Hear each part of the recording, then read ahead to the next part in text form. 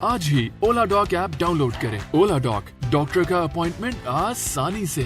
अस्सलाम वालेकुम, मेरा नाम डॉक्टर हुमा खान है। मैं कंसल्टेंट न्यूरो फिजिशियन हूँ और अभी मैं द केयर मेडिकल सेंटर में क्लिनिक्स करती हूँ।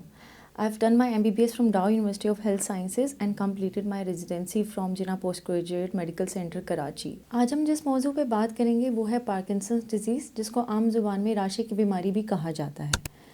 ये बीमारी समझी जाती है बुज़ुर्गों की बीमारी, लेकिन ये नौजवान लोगों में भी पाई जाती है। 10 से 15% लोगों में ये मौरूसी होती है।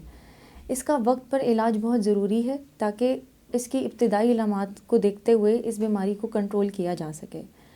इसमें मरीज़ अमूमन शिकायत करते हैं कि उनके हाथों में कपकपी तारी होती है, जो कि जिस्म के एक हिस्से को मुतासिर करती है और उसी तरफ के उनके हाथ और पैर में लर्ज़ा यानी कि कपकपी शुरू हो जाती है।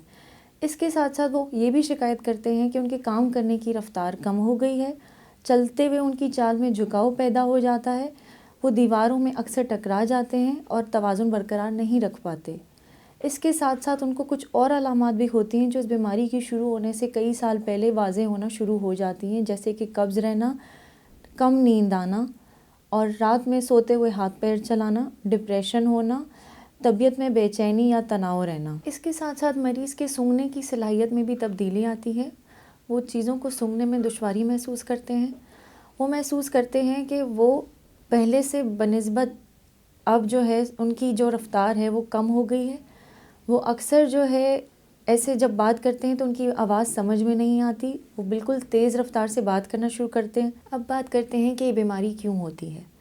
इस बीमारी में दिमाग का ऐसा हिस्सा मुतासिर होता है जो हमारी जिस्म की हरकत को कंट्रोल करता है, इनको आपस में कोऑर्डिनेट करता है।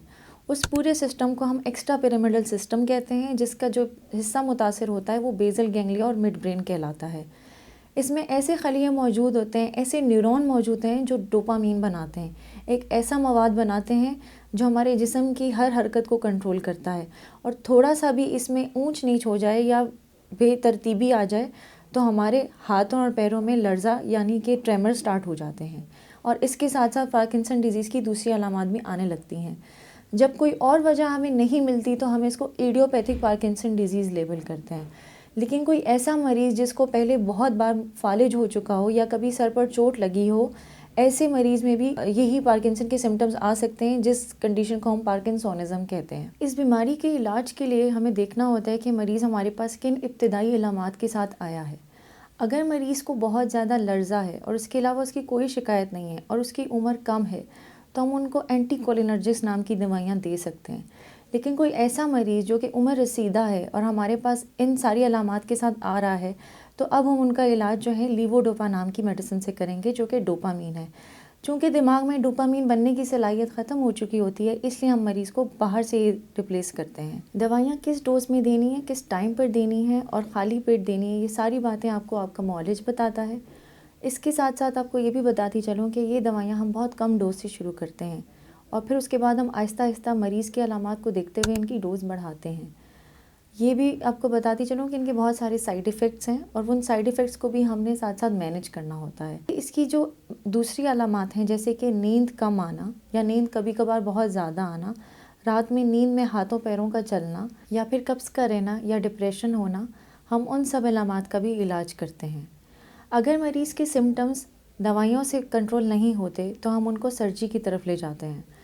सर्जरी काफ़ी महंगी होती है और वो पाकिस्तान में हर सेंटर में अवेलेबल नहीं है। हम ऐसी मरीज़ों को कुछ ज़रूरी हिदायत देते हैं जो उनको अख्तियार करनी होती हैं ताकि वो अपना बचाव कर सकें और ख़ुद को चोट से बचा सकें। ऐसे मरीज़ों को चलते हुए गिरने का ख़दशा होता है। जब वो सीट से खड़े होने की कोशिश करते हैं तब भी उनको गिरने का ख़दशा होता है। इसलिए हम उनको ये समझाते हैं कि उन्होंने किस तरह सहारा लेके उठना है और किस तरह अपने आप को चलते हुए अपनी राह को हमवार करना है। ऐसे मरीज़ों को वॉशरूम्स में भी अकेले जाने से हम मना करते हैं और उनसे कहते हैं कि वॉशरूम में भी कोई सपोर्ट के लिए वो रेलिंग लगवा लें। इसमें फ़िज़ियोथेरेपी और रिहैबिलिटेशन का भी काफ़ी हद तक रोल होता है और हम मरीज़ों को मुख्तलिफ वर्जिशें भी सिखाते हैं और उनको रिहैबिलिटेटिव डॉक्टर की तरफ भी रेफ़र करते हैं। अगर आपको लगता है कि आपको या आपके किसी रिश्तेदार या जानने वाले को पार्किंसन डिजीज़ की बीमारी है तो आप ओला डॉक के थ्रू मेरा अपॉइंटमेंट बुक कर सकते हैं या फिर मेरी क्लिनिक पर तशरीफ़ ला सकते हैं। تاکہ میں آپ کو بہتر معلومات فراہم کر سکوں. بہت شکریہ. اللہ حافظ. پاکستان کے ٹاپ ڈاکٹرز کے ساتھ اپوائنٹمنٹ بک کریں, وہ بھی پیشنٹ فیڈ بیک دیکھتے ہوئے. آج ہی اولا ڈاک ایپ ڈاؤن لوڈ کریں. اولا ڈاک, ڈاکٹر کا اپوائنٹمنٹ آسانی سے.